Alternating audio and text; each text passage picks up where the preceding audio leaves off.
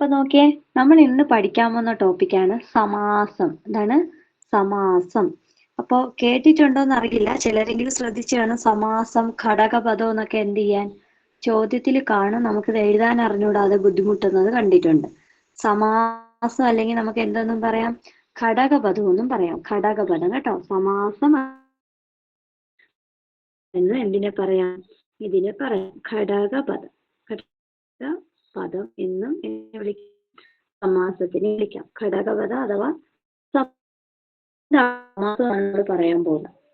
വളരെ ഇമ്പോർട്ടന്റ് ആയതുകൊണ്ട് നമുക്ക് സൗണ്ട് ക്ലിയർ ആവുന്നില്ലേ? കട്ടായി പോകുന്നുണ്ട്. ഇപ്പോഴോ? ഇപ്പൊ ഓക്കെ ആണോ? സൗണ്ട് കിട്ടുന്നുണ്ടോ? സൗണ്ട് പോവാണെങ്കിൽ പറയണേ. ഇമ്പോർട്ടന്റ് ആയിട്ടുള്ള കാര്യമാണ് പറയുന്നത്. ഇന്ന് ഫുള്ള് നമുക്ക് തീർക്കാനേ ഒക്കൂല, 2 ക്ലാസ് ആയിട്ടേ തീർക്കാൻ പറ്റുള്ളൂ കേട്ടോ. സമാസം ശ്രദ്ധിച്ച് കേൾക്കണം. ഡൗട്ട് ഉണ്ടെങ്കിൽ അപ്പൊ തന്നെ ചോദിക്കണം. റിപ്പീറ്റ് പഠിച്ച് മാർക്ക് വാങ്ങിക്കാൻ പറ്റുള്ളൂ. ഇന്നത്തെ ക്ലാസ് കൊണ്ട് മാത്രം പഠിച്ചെടുക്കാൻ പറ്റൂല കേട്ടല്ലോ. അപ്പൊ ശ്രദ്ധിച്ച് കേൾക്കുക. ഡൗട്ട് ഉണ്ടെങ്കിൽ അപ്പൊ തന്നെ നിർത്തിയിട്ട് ചോദിക്കാം. എന്റെ സൗണ്ടോ സ്ക്രീനോ എന്തെങ്കിലും പ്രശ്നം ഉണ്ടെങ്കിൽ നിർത്തിയിട്ട് പറയണം കേട്ടോ. നോക്ക്, സമാസം, സമാസം അല്ലെങ്കിൽ ഘടകപദം. വിഭക്തി പഠിച്ചപ്പോൾ നമ്മൾ എന്തിനായിരുന്നു പറഞ്ഞിരുന്ന? വിഭക്തിയുടെ ആവശ്യകത എന്താ മലയാള വ്യാകരണത്തിൽ? പറഞ്ഞേ, വിഭക്തി എന്തിനുപയോഗിക്കുന്നു? പറ.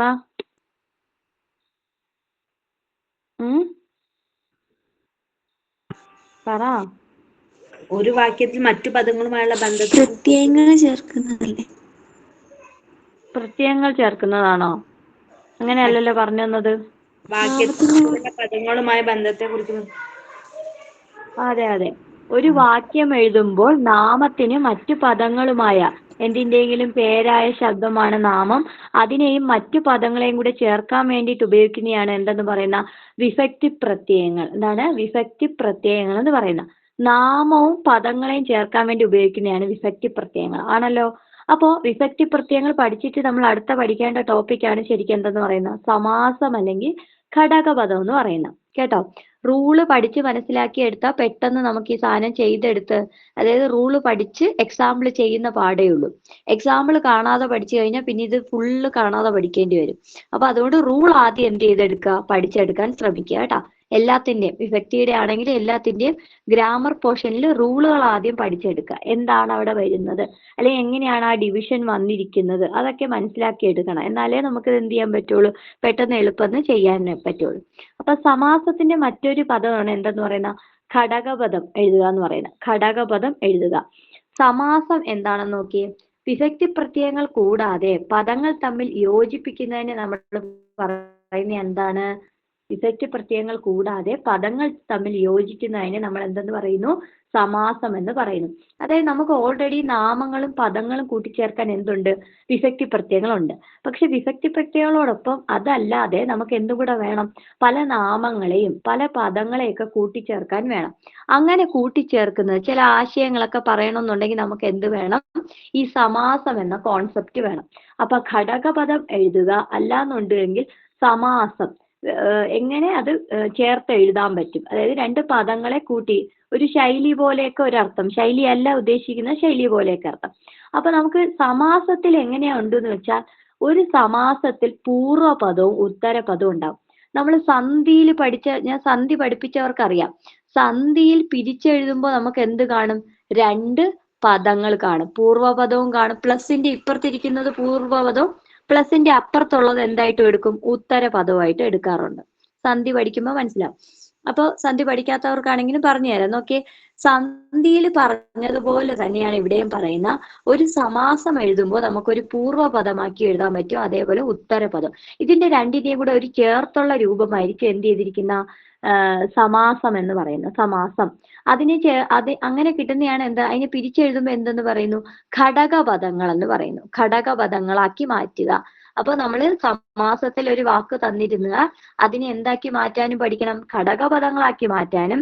ഘടകപദങ്ങളെ തന്നിരുന്നു കഴിഞ്ഞാൽ അതിനെ ചേർത്ത് എന്തുണ്ടാക്കാനും പഠിക്കണം, സമാസത്തിലുള്ള ഒരു വാക്കുണ്ടാക്കാനും പഠിക്കണം. നമ്മൾ വാക്യത്തിൽ പഠിക്കുമ്പോഴാണ് എന്ത് പഠിച്ചത്, വിഭക്തി പഠിച്ചത്. എന്നാൽ ഇത് വാക്കുകളെ ബന്ധിക്കാൻ പഠിപ്പിക്കുന്നതാണ് എന്ത്, സമാസം. വാക്യം പഠിച്ചാൽ എന്താണ്, ഒരു സെന്റൻസിലെ പദങ്ങളെ ചേർക്കാൻ നമുക്ക് വിഭക്തി പ്രത്യയം മതി.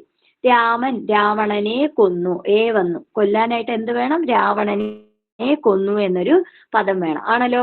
അപ്പോ അവിടെ എന്താന്ന് വെച്ച് കഴിഞ്ഞാൽ എന്താ ഉദ്ദേശിക്കുന്നത്, സെന്റൻസിലെ മറ്റു പദങ്ങളെ തമ്മിൽ അങ്ങോട്ടും ഇങ്ങോട്ടും ജോയിൻ ചെയ്യിപ്പിക്കാൻ വേണ്ടിയിട്ടാണ് നമ്മൾ എന്ത് ചെയ്യുന്നത്, നമ്മുടെ വിഭക്തി പ്രത്യയങ്ങളെ ഉപയോഗിക്കുന്ന.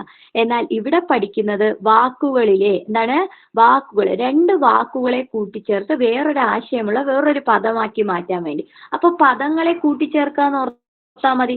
വിഭക്തി പ്രത്യയമാണെങ്കിൽ പദങ്ങളെ തന്നെയാണ് കൂട്ടിച്ചേർക്കുന്നത്, പക്ഷെ അവിടെ ഒരു വാക്യം രൂപീകരിക്കണം.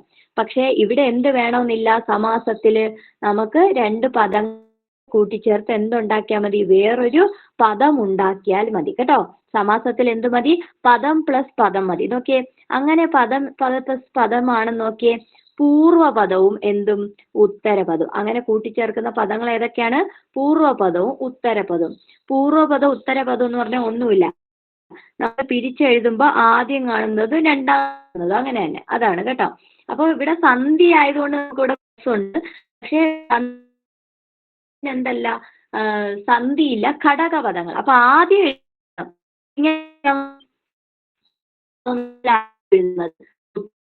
എന്താണ്, സന്ധിയിലാണെങ്കിൽ പ്ലസ് ചിഹ്നത്തിന്റെ സൗണ്ട് പോകുന്നുണ്ടോ?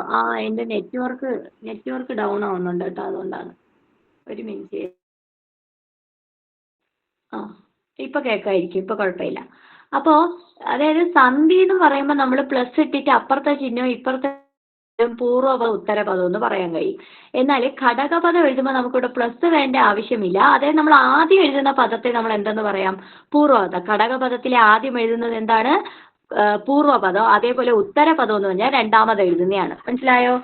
ഇനി അങ്ങോട്ട് എക്സാമ്പിളുകളാണ് വരുന്നത്, അപ്പൊ നമുക്ക് അതിൽ ക്ലിയർ ആയിട്ട് മനസ്സിലാവും. നിങ്ങൾ ഓർത്ത് വെക്കുക, സമാസത്തെ ഘടകപദങ്ങളായി പിരിച്ചെഴുതുമ്പോൾ ഒരു പൂർവ്വപദവും കിട്ടും, ഒരു ഉത്തരപദവും കിട്ടും. സമാസം ഈസ് ഈക്വൽ ടു പൂർവ്വപദം പ്ലസ് ഉത്തരപദം എന്ന് എഴുതാൻ കഴിയും. സമാസത്തെ നമുക്ക് എന്ത് എഴുതാൻ കഴിയും, പൂർവ്വപദം പ്ലസ് ഉത്തരപദം എന്ന് എഴുതാൻ കഴിയും. ഓക്കെ ആണോ? മനസ്സിലാവുമെന്ന് വിചാരിക്കുന്നു. ഡൗട്ട് ഇല്ലല്ലോ? ഡൗട്ട് ഉള്ളത് ചോദിച്ചു പോണേ.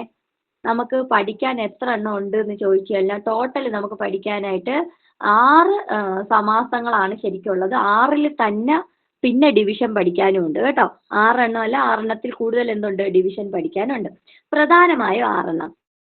നോക്കിയേ, നമുക്ക് മലയാളത്തിൽ തന്നെ ഉണ്ടായവയുണ്ട്, സംസ്കൃത ഭാഷയിൽ നിന്ന് കടമെടുത്ത സമാസങ്ങളും ഉണ്ട്. അതിൽ ആദ്യത്തേതെന്ന് പറഞ്ഞാൽ നമ്മൾ ഈ സംസ്കൃത ഭാഷയിൽ നിന്ന് കടമെടുത്തതാണ് എഴുതിയിരിക്കുന്ന അവ്യയീഭാവൻ. എന്താണ് അവ്യയീഭാവൻ?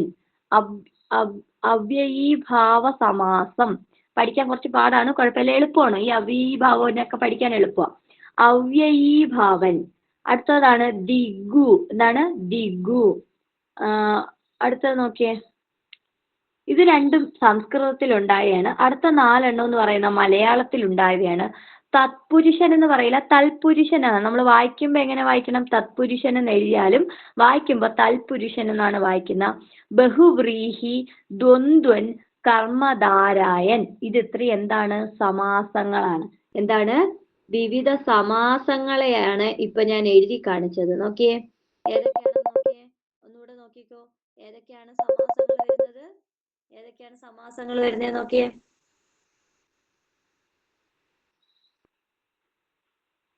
ഏതൊക്കെ സമാസങ്ങൾ? അവ്യയീഭാവൻ. ഏതാണ്, അവ്യയീഭാവൻ. അതേപോലെ ദിഗു, പുരുഷൻ, ദ്വന്ദ്വൻ, കർമ്മധാരായൻ. ഇതെല്ലാം എന്താണ്, വിവിധ സമാസങ്ങളാണ്. ഒരുപാട് ടൈം എടുക്കുന്നില്ല, നമുക്ക് ഓരോന്നായിട്ട് പഠിച്ചു പോവാം. നോക്കിയേ, കാരണം ഇത് ഇന്നിപ്പോ ഞാൻ ആദ്യത്തെ ഒരു തത്പുരുഷനും അവ്യയീഭാവ സമാസവും ഇന്ന് തീർക്കും. അപ്പോൾ ആ തീർക്കുന്നത് എന്തായിരിക്കണം, ക്ലിയർ ആയിട്ട് പഠിച്ചിരിക്കണം. അല്ലാന്നുണ്ടെങ്കിൽ എന്താവും അറിയാമോ, ഇത് കൺഫ്യൂഷൻ ആവും, പിന്നെ എന്ത് ചെയ്യാൻ പറ്റൂല കേട്ടോ. ഇത് രണ്ടും തറവായിരിക്കണം. നാളെ മറ്റന്നാളും ബ്രേക്കാണ്, സമാസത്തിന്റെ ക്ലാസ് കാണൂല. അപ്പൊ ഇന്നത്തത് എന്ത് ചെയ്തിരിക്കണം? ഇത് പഠിച്ചെടുത്തിരിക്കണം കേട്ടോ. എക്സാമ്പിളുകൾ വന്ന് ചെയ്ത് നോക്കിയിരിക്കണം. ഓക്കെ, അവ്യയീഭാവ സമാസം. അവ്യയീഭാവ സമാസം എന്താണെന്നാണ് നമ്മൾ നോക്കുന്നത്. നോക്കിയേ, എന്താണ് നോക്കിയേ, പൂർവപദത്തിന് പ്രാധാന്യം കൊടുത്തുള്ള സമാസങ്ങളാണ് എന്തെന്ന് പറയുന്ന അവ്യയീഭാവ സമാസം. പൂർവപദത്തിനാണ് നമ്മൾ എവിടെ കൊടുക്കുന്നത്? അവ്യയീഭാവ സമാസത്തിൽ കൊടുക്കുന്നത്. നിങ്ങൾക്ക് ആർക്കെങ്കിലും അറിയാമോ ഈ അവ്യയി എന്നാൽ എന്താണെന്ന്? അവ്യയി, അവ്യയി കേട്ടിട്ടുണ്ടോ? അവ്യയി, അവ്യയി എന്നറിയാമോ എന്താണെന്ന്? അറിയില്ല. അങ്ങനെയാണെങ്കിൽ ഞാൻ വേറൊരു വാക്ക് ചോദിക്കട്ടെ, എന്താ പ്രത്യയം?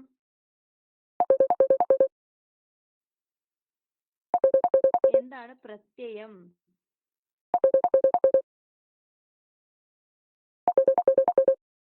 എന്താണ് പ്രത്യയം പറഞ്ഞേ?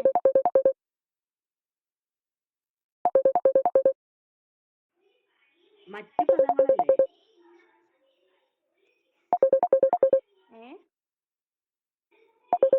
അവ്യയം അല്ല, പ്രത്യയം എന്താണെന്നാണ് പ്രത്യയം.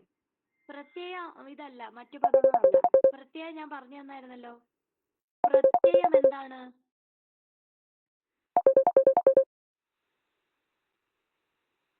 എന്താണ് പ്രത്യയം?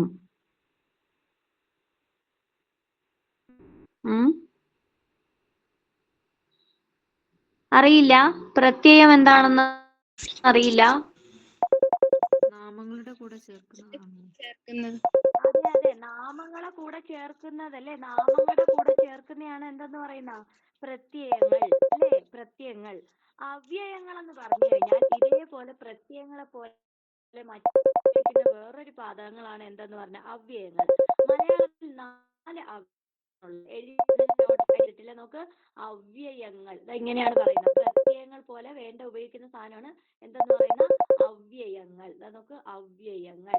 അവ്യയങ്ങൾ നമുക്ക് 4 ഉള്ളൂ. ഒന്നാമത്തതാണ് പറ്റി. എന്താണ് അവ്യയങ്ങൾ? ഏതൊക്കെയാണ്? അവ്യയം എന്ന് പറയുന്നത് 4 ഉള്ളത്. ഒന്നാമത്തത് എന്താണ്? പറ്റി. പിന്നെ രണ്ടാമത്തത് നിന്ന്. പറ്റി, നിന്ന്, കുറിച്ച്. പറ്റി, നിന്ന്, കുറിച്ച്. പറ്റി, നിന്ന്, കുറിച്ച്. എന്ന. ഇതെന്താണ്? ഇതെല്ലാം എന്താണ്? അവ്യയങ്ങളാണ്. അവ്യയങ്ങളാണ്. ഓക്കെ ആണോ? അവ്യയങ്ങളാണ്. അപ്പോ നമ്മള് ഇതിന് അങ്ങോട്ട് ചെല്ലുമ്പോ ഞാൻ ചോദിക്കാം അവ്യയങ്ങൾ എന്താ പഠിച്ചതെന്ന്. അവ്യയങ്ങൾ എന്ന് പറഞ്ഞാൽ 4 ഉള്ളത്. പ്രത്യയങ്ങളെ പോലെ തന്നെ പദങ്ങളോടൊപ്പം ചേർക്കുന്ന വാക്കുകളാണ് പറ്റി, നിന്ന്, കുറിച്ചു എന്ന. ഇത് ഏത് സാഹചര്യത്തിൽ ചേർക്കുന്നു അതൊന്നും നമുക്ക് ആവശ്യമില്ല. ജസ്റ്റ് അവ്യയം എന്ന് പറഞ്ഞു കഴിഞ്ഞാൽ ഇത് 4 അറിഞ്ഞിരിക്കണം കേട്ടോ. പറ്റി, നിന്ന്, എന്ന, കുറിച്ച്. ഇതിനെ വിളിക്കുന്നതാണ് എന്ത്? അവ്യയങ്ങൾ. അവ്യയങ്ങൾ കേട്ടോ. അവ്യയീഭാവം. അപ്പൊ നോക്കിയേ, അപ്പൊ ഇത് കിട്ടിയെന്ന് വിചാരിക്കുന്നേ. അവ്യയം എന്താന്ന് കിട്ടിയെന്ന്. പ്രത്യയം പോലെ നാമങ്ങളോടൊപ്പം ചേർക്കുന്നതാണ് പ്രത്യയം. അവ്യയം എന്ന് പറഞ്ഞാലും അത് തന്നെയാണ്. പക്ഷെ ഈ അവ്യയം എന്ന് പറയുന്നത് നമുക്ക് 4 ഉള്ളൂ കേട്ടോ. നോക്കിയേ, അവ്യയീഭാവ സമാസം ഞാൻ പറഞ്ഞു അല്ലേ? എന്താ പറഞ്ഞത്? പൂർവപദത്തിന് പ്രാധാന്യം. പൂർവപദം എന്ന് പറയുമ്പോ എപ്പോ എഴുതുന്ന? ആദ്യം എഴുതുന്നതോ രണ്ടാമത് എഴുതുന്നതോ? പറഞ്ഞ പൂർവപദം. പൂർവപദം. അപ്പോ ആദ്യം എഴുതുന്ന പദത്തിനാണ് പ്രാധാന്യം. എന്തിനാണ് പ്രാധാന്യം? ആദ്യം എഴുതുന്ന പദത്തിന് പ്രാധാന്യം നൽകുന്നു. ആദ്യം എഴുതുന്ന പദത്തിന് പ്രാധാന്യം നൽകിക്കൊണ്ട് ഉള്ള സമാസം ഏതാന്ന് ചോദിച്ചാൽ അതാണ് അവ്യയീഭാവ സമാസം. എന്താണ്? അവ്യയീഭാവ സമാസം. പേര് പഠിച്ചു കഴിയുമ്പോൾ നമുക്ക് കിട്ടും കേട്ടോ. എക്സാമ്പിളുകൾ വെച്ചിട്ട് പഠിക്കുമ്പോൾ അവ്യയീഭാവം എന്തിന് ഇമ്പോർട്ടൻസ് കൊടുക്കുന്നു? പൂർവപദത്തിന് പ്രാധാന്യമുള്ള. പൂർവപദത്തിന് പ്രാധാന്യമുള്ള വാക്കുകൾ എങ്ങനെ വരും എന്ന് ചോദിച്ചാൽ നമുക്ക് ഈ കോഡ് അങ്ങ് പഠിച്ചാൽ മതി. യഥാ തുടങ്ങണം. എന്തൊക്കെ തുടങ്ങണം? യഥാ, പ്രതി, സ, സം, സ, അനു. എന്താണ്? യഥാ, പ്രതി, സ, സം, സ, അനു. ഇത് ഇത്ര എണ്ണം വരണം. അതായത് 3, 2, 5, 1, 6 എവിടെ വരണം? അവ്യയീഭാവ സമാസത്തിലെ പൂർവപദത്തിന് പ്രാധാന്യം കൊടുക്കുന്നവയാണ്. അതായത് മലയാളത്തിൽ എന്തെങ്കിലും ഒരു സാധനം യഥാ എന്ന് തുടങ്ങിയിട്ട് ചെയ്തു കഴിഞ്ഞാൽ അവിടെ പൂർവ്വപദത്തിനാണ് പ്രാധാന്യം കൊടുത്തിരിക്കുന്നത്.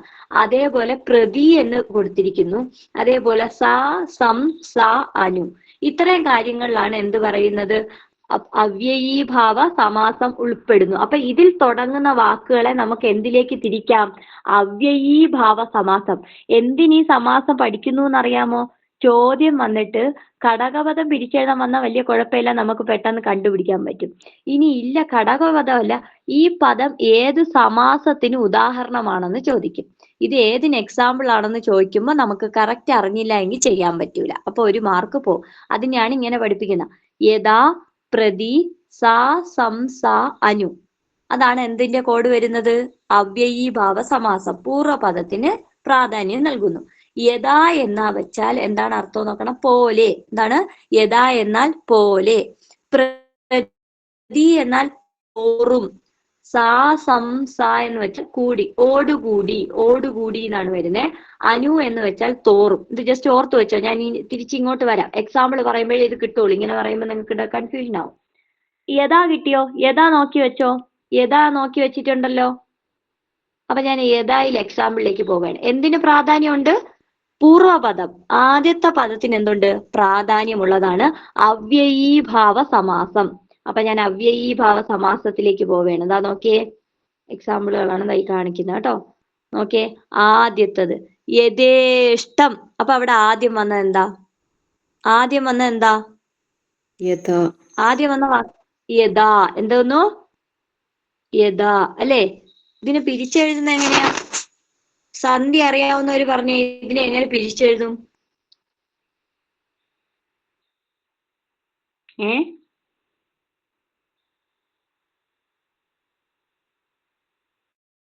സന്ധി അറിയാ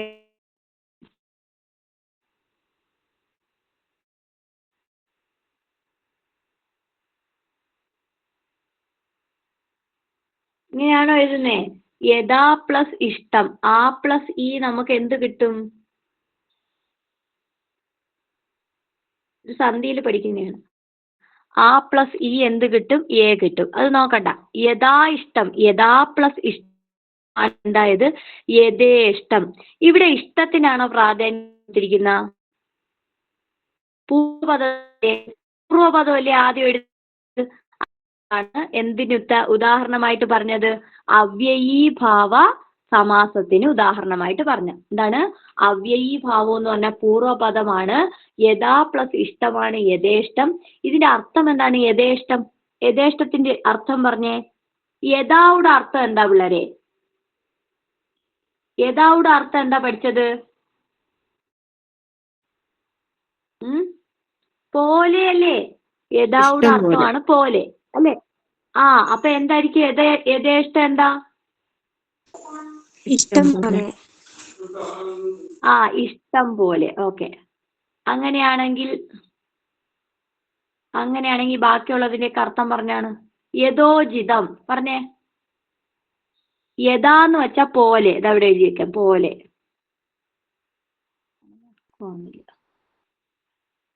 ആ പറഞ്ഞേ. യഥോചിതം. യഥോചിതം എന്ന വാക്കിന് അർത്ഥം പറ. ഉചിതം പോലെ. ആ, ഉചിതം പോലെ. ഉചിതം പോലെ. യഥാവിധി. യഥാവിധി. ബാക്കി ആരെങ്കിലും പറഞ്ഞേ. ആ, വിധി പോലെ. അടുത്ത വേറെ വിധി പോലെ. യഥാക്രമം. വേറെ ആരെങ്കിലും പറഞ്ഞേ? വേറെ ആരെങ്കിലും? യഥാക്രമം വേറെ ആരെങ്കിലും പറഞ്ഞേ? ഞാൻ പേരെടുത്ത് വിളിക്കുന്നതിന് സമയമില്ല, പെട്ടെന്നോട്ടെ. യഥാക്രമം. ക്രമം പോലെ. ക്രമം പോലെ. അപ്പൊ യഥാ എന്ന വാക്ക് എന്ന് വെച്ച് കഴിഞ്ഞാൽ എന്താണ്? പോലെ എന്നാണ്. ആണല്ലോ. അപ്പൊ അതിന്റെ കൂടെ എന്താണ്? ക്രമം പോലെ, വിധി പോലെ, ഇഷ്ടം പോലെ, ഉചിതം പോലെ. ഇതൊക്കെ എന്താണ് പറയുന്നത്? എന്തിനാണ്? പോലെ. യഥാ എന്ന വാക്കിനർത്ഥം അല്ലെങ്കിൽ പൂർവ്വപദത്തിന് എന്ത് നൽകുന്നു? പ്രാധാന്യം നൽകുന്നു കേട്ടോ. പൂർവ്വപദത്തിന് പ്രാധാന്യം നൽകുന്നതാണ്.